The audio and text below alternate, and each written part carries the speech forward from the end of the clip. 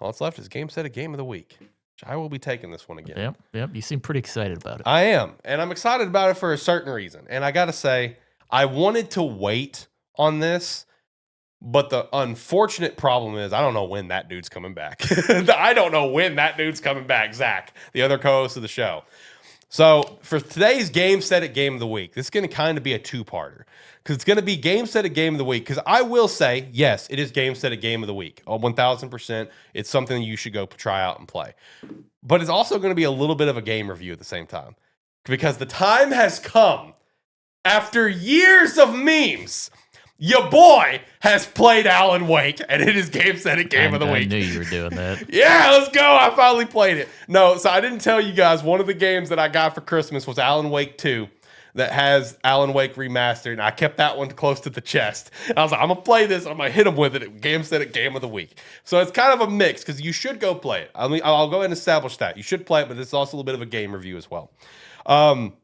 First and foremost, I'm very excited for Alan Wake 2, especially in the theme that it kind of goes. But for Alan Wake 1, this one's more like an action adventure that's more got that creepy tone to it, where it's basically fight with light. You know, you're battling the darkness throughout the game with all these taken characters and basically trapped within, you know, trying to free your wife, Alice, who is taken by this darkness, and this town is also just kind of being engulfed with this darkness. And this is like kind of a known thing to certain characters, as well as just like, what the hell is happening? Like, you know, where it's kind of questioning, is Alan actually a psychopath? Is he crazy? Is it all in his head? Or is this actually happening? No, all this shit's actually happening because like his friend Barry Wheeler, who is hilarious, you know, he gets involved. He can see it. The sheriff of the town, she gets involved. She can see it. It's a whole thing going down. The game starts off with Alan as a critically acclaimed author, but he has like this writer's block. So him and his wife Alice are going on this nice little vacation. Turns out the vacation is a legit vacation, but also designed to be like, she kind of tricked him in to go to therapy, which I don't think you should ever do that to anyone, by the way. But yeah, it was kind of tricking him to go to therapy, essentially, like going to this, like, basically this therapist that helps with creative people get over blocks and like surprise them with this old school typewriter and stuff. He gets mad, storms out, she screams, he runs back up into the house. Then she's now underwater. He jumps in the water. He blacks out. When he wakes up, he's driving a car and he drives off a cliff. So it immediately throws you into, okay, there's a lot happening. What's happening? I don't know. And as the game goes on, it is designed in like a TV show, like episodic fashion. So you do go through these multiple episodes. You do have like recaps of the previous episode, etc. And just kind of unraveling as the game goes on. Now, one thing that I really consistently appreciated about it, and it's something I've always appreciated from afar, seeing it with, you know, trailers, seeing it with reviews, and I mean, even having them, like they, you know, even them memeing about it at the Game Awards, is I enjoy the consistent, like, narrative of it, where it's like the whole time Alan is narrating himself in the game, where it, you know, the whole time it feels like that, to an extent, it feels like you're almost experiencing the game as if it already happened, kind of thing. And he's kind of telling the story. Like, oh, yeah, oh, kids, this is what happened to me all these years ago. It kind of gives that vibe of where throughout the game, it's like Alan is like speaking, you know, it's just like, you know, as you're playing, you hear Alan says like, oh, yeah, you know, it's like, if I can get to this light, everything will be fine. Oh, well, I just had to figure out what's going on with this. I had to get to Barry as soon as possible. Like, it's you're telling the story as it goes. And as you go through the game, you can pick up the different pages of the manuscript and kind of figure out as the story continues to progress. And just as everything is going, everything that's kind of happening is the story that Alan is writing, where he's writing the story where the ending is a bad ending and nobody's going to make it out. So he's got to try to get into the darkness and rewrite the ending where he can save Alice and try to save everyone else, which does leave you with for the base game, a cliffhanger ending, which you can then continue on with the 2 DLC episodes.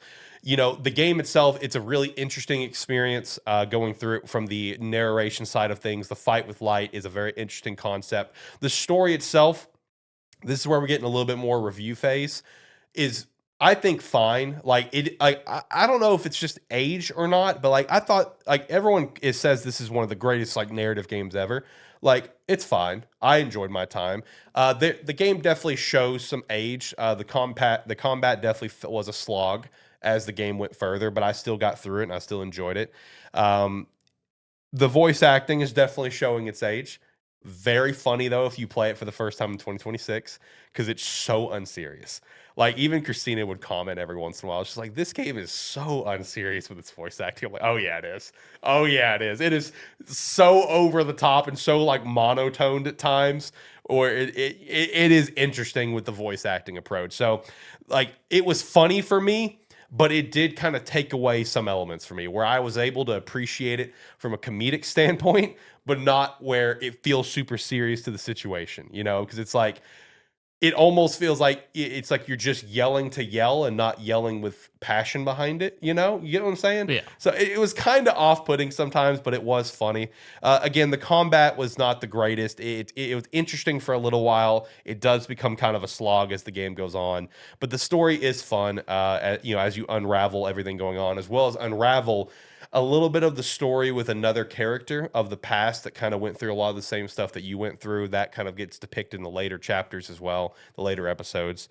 You know, all again with the sole purpose of trying to save your wife, Alice.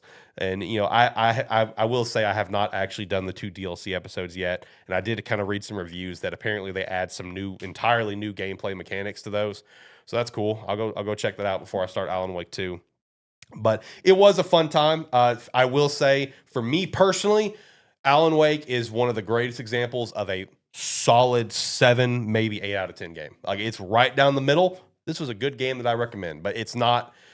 Maybe if I would have played this when it came out in the 360, I might have a different opinion, and it might be like, oh yeah, this is a 10 out of 10 banger. You know, I don't know. You know, playing in 2026, I still really enjoyed myself.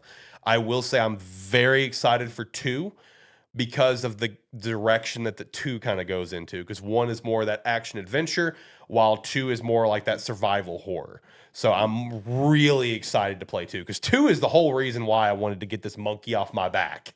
This 5-year plus meme that I'm gonna play this game and I never did. I didn't realize it gotten that long until Jack pointed that out to me last year. It's like, Alex, I found a video from 5 years ago where we're still memeing on you about this.